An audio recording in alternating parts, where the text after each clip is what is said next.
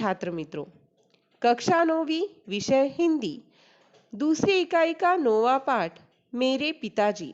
रचनाकार है हरिवंश राय बच्चन। इस पाठ की आधे से ज्यादा जानकारी हमने पहले 2 भागों में देखी। इस तीसरे और अंतिम भाग में हम बाकी जानकारी देखेंगे। देखिए, हमने देखा था लेखक के पिताजी का स्वभाव कैसा है, उनकी दिनचर्या कैसी थी। आगे देखिए, पूजा से पिताजी ठीक 8:30 बजे उठते। उस समय तक मेरी माताजी भोजन तैयार कर देती। देखिए, सवेरे 8:30 बजे तक वह पूजा करके उठते थे। लेखक की माता जो माँ है वह अपना सारा काम निपटा कर यानी कि खाना वगैरह बनाकर तैयार कर देती थी। वे रसोई में बैठकर भोजन करते और कपड़े पहन 9 बजते बजते दफ्तर के लिए रवाना हो जाते।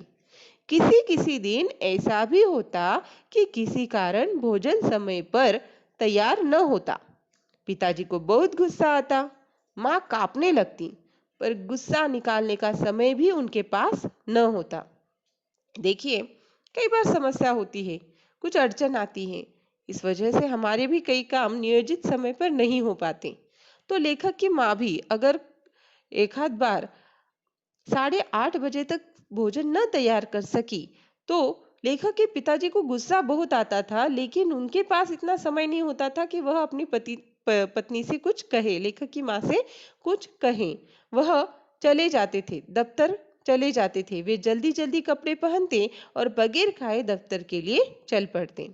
अपनी 35 वर्ष की नौकरी में वे कहा करते थे, एक दिन वे दफ्तर देर से नहीं पहुंचे। समय के बड़े पाबंद थे वह। मेरी माताजी जल्दी जल्दी पूरियां बनाती और एक डिब्बे में खाना रखकर मोहल्ले के किसी आदमी से दफ्तर भिजवाती, और जब तक आदमी मेरे पिताजी को खाना खिलाकर वापस न आ जाता वे भोजन न करती। जब कोई जाने वाला न मिलता तो उनका भी दिन भर का उपवास होता। घर की 3 बुढ़िया, राधा, मेरी दादी और महारानी की बातें सुनने को ऊपर से मिलती। मेरी माँ न खाती तो वे कैसे खाती, पर अपनी भूख का गुस्सा वे दिन भर माँ पर उतारती रहती। जो घर में 3 बुजुर्ग महिलाएं थी लेखक के घर में, वह भी लेखक की माँ को ही कोसते थे, क्योंकि वह भी खाना नहीं खा सकती थी। अगर लेखक के पिताजी भूखे रहते, लेखक की माँ भूखी रहती। पिताजी के दफ्तर लौटने का कोई ठीक समय नहीं था। नौकरी के प्रारंभिक वर्षों में वे प्राय देर से लौटते थे, 8-9 बजे, इससे भी अधिक देरी से, और खाना खाकर सो जाते थे। बाद को जब कुछ जल्दी आने लगे तो खाना खाने से पहले कुछ देर पढ़ते, कभी खाना खाने के बाद भी, और कभी तो घूमने निकल जाते।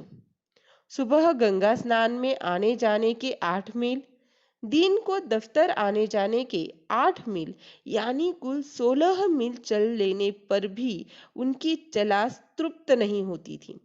चलास यानी कि चलने की इच्छा पूरी नहीं होती थी, और रात को भी 2-3 मील घूम फिर आने को वे तैयार रहते थे। तभी तो मैं कहता हूँ कि उन्हें चलने का मर्ज था। मर्ज था यानी कि एक तरह की बीमारी थी। बीमारी नहीं थी छात्र मित्रों। लेखक का कहने का मतलब है कि उनको चलने की ऐसी इच्छा होती थी कि जैसे कोई बीमार व्यक्ति को एक आदत पड़ जाए तो उस तरह से उस आदत के अनुसार वह चलने की इच्छा पूर्ण करते थे। सबसे अचरज की बात यह थी कि रात को चाहे जितनी देर से सोए, उठते वे सुबह 3 ही बजे थे। उनका कहना था कि नींद लंबाई नहीं, गहराई मांगती है, यानी कम घंटों की भी गहरी नींद ज्यादा घंटों की हल्की नींद का काम कर देती है। उनके इस फार्मूले के प्रति विश्वास ने मुझे अपनी नींद पर कितना अत्याचार कराया है। यानी कि लेखक का कहना है कि अपने पिताजी के इस बात को उन्होंने इतना सच मान लिया था कि वह भी अपनी नींद को पूरा न होने पर यही सोचते थे कि कम नींद ली लेकिन गहराई से ली तो ठीक है। इसे सोचकर कभी कभी मैं कहता हूँ कि जब मैं मरूं तो मुझे 7-8 दिन तक यूं ही पड़े रहने देना। इस असंभव की कल्पना भर सुखद है, क्योंकि मुझे अपने जीवन की बहुत सी रातों की नींद पूरी करनी है।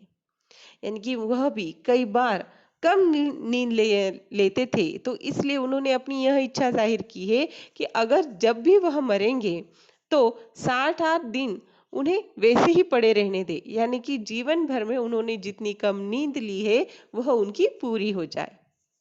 समय की पाबंदी की जो उत्कटता उन्होंने अपनाई थी, उनके निभाने के लिए घर के लोगों का सहयोग आवश्यक था। उन्हें सेंस ऑफ टाइम, वक्त का अंदाज देने के लिए पिताजी ने अपनी नौकरी के पहले वर्ष में एक आराम घड़ी खरीदी और लाकर दालान की तिकोनिया पर रख दी। देखिए, वह समय के बड़े पाबंद थे, लेकिन वह खुद समय के पाबंद थे, लेकिन उनको समय पर सब चीजें हासिल होने के लिए उन्होंने घर वालों के लिए, वक्त समझने के लिए, जानने के लिए एक घड़ी लाकर तिकोनिया पर रख दी। यह घड़ी नई नहीं थी, विक्टोरियन युग की थी और पॉयनियर के दफ्तर में बहुत दिनों से काम दे रही थी। यानी कि वह एक पुरानी घड़ी थी, विक्टोरियन युग की घड़ी थी। वहां वह कंडम माल की तरह निकाल दी गई तो पिताजी ने शायद 2 रुपए में ले ली। कंडम माल यानी कि वह कुछ खराब हो जाने की वजह से उसे बेकार का समझकर जब बाजू में रख दिया गया, तो लेखक के पिताजी ने उसे 2 रुपए में खरीद लिया। यह घड़ी बेहया साबित हुई, जिसे कोई शर्म न हो। थोड़ी बहुत सफाई के बाद वह चलने लगी तो चलती ही चली गई। यानी कि लेखक कहते हैं, वह घड़ी जब थोड़ी सी दुरुस्त करने के बाद जब जैसे चलने लगी तो वह कभी बंद नहीं पड़ी, चलती ही चली गई। 7वें दिन उसमें चाबी देनी पड़ती, वह अलार्म भी बजाती। यानी कि वह घड़ी चाबी पर चलती थी। उसके कभी घड़ी साज के यहाँ जाने की मुझे याद नहीं। घड़ी साज के यहाँ जाने की यानी कि घड़ी दुरुस्त करने वाले के पास फिर से उसे लेकर जाने की याद लेखक को नहीं, यानी कि वह घड़ी कभी फिर से खराब नहीं हुई। तिकोनिया और खाली इसकी कोई तस्वीर मेरे दिमाग में नहीं। यानी कि जहां पर वह घड़ी रखी हुई थी, वह घड़ी कभी वहां से हटी ही नहीं। मेरे पिता के जीवन पर्यंत वह चलती रही। उनकी मृत्यु को लगभग 30 वर्ष होने आए हैं, अब भी वह चल रही है। देखिए, ओल्ड इज गोल्ड, यानी कि वह घड़ी इतनी अच्छी निकली कि एक बार उसे दुरुस्त करने के बाद वह फिर से खराब हुई ही नहीं। मेरे पास नहीं है। मेरी बड़ी बहन के लड़के रामचंद्र फुटबॉल के अखिल भारतीय प्रसिद्धि के खिलाड़ी, उसने उसे अपने नाना की एक निशानी के रूप में ले गए थे। मैं जब कभी राम के घर जाता हूँ, हिर फिर कर मेरी आंख उस घड़ी पर जा टिकती है। हमारे घर में कितने जन्म मरण, शादी ब्याह, भोज महोत्सव उसने देखे हैं। कितने हर्ष विषाद, अश्रु हास, वाद विवाद, कितने क्रोध कलह, रोदन गायन, श्रम संघर्ष की वह साक्षी रही है। मेरी माँ अक्सर कहती थी कि नाम तो एकर आराम घड़ी है, पर न ई खुद आराम करत है, न केहू का आराम करे देत है। लेखक की माँ उस घड़ी के नाम से ऐसी बोलती थी कि वह घड़ी का नाम आराम घड़ी है, परंतु ना खुद आराम करती है और ना ही उसकी वजह से दूसरों को आराम करने को मिलता है। आराम घड़ी नाम ऐसी घड़ियों को शायद इसलिए दिया गया होगा कि ये एक जगह रख जाती है। लेखक ने अंदाजा लगाया है कि आराम घड़ी इस घड़ी को क्यों कहा जाता है, तो शायद उसे एक जगह पर रख देते हैं, इसलिए आराम घड़ी नाम होगा। अलार्म से आराम आया हो तो भी कोई अचरज की बात नहीं।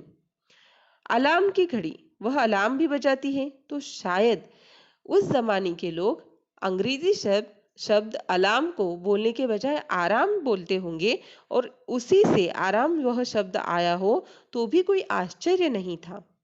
कभी कभी आराम का आ भी छोड़ दिया गया है और ऐसी घड़ियों को मैंने लोगों को राम घड़ी भी कहते सुना है।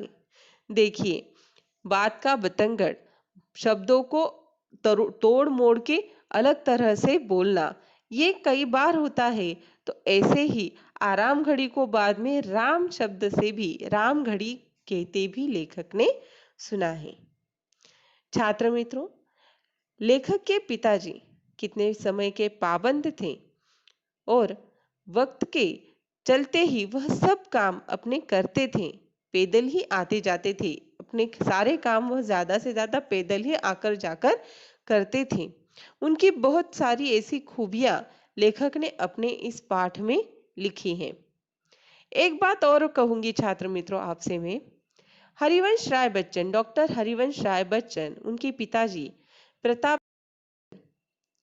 बच्चन, यह नाम तो आपने सुना होगा। यह सरनेम हमारे हिंदी सिनेमा में बहुत बड़े कलाकार अमिताभ बच्चन से जुड़ता है। हरिवंश राय बच्चन अमिताभ बच्चन जी के पिताजी हैं। छात्र मित्रों, यहीं पर हमारा यह पाठ खत्म होता है। इस पाठ का स्वाध्याय अपनी गृहपाठ की, हिंदी गृहपाठ की वही में जरूर लिखिए। घर पे रहिए, सुरक्षित रहिए। धन्यवाद।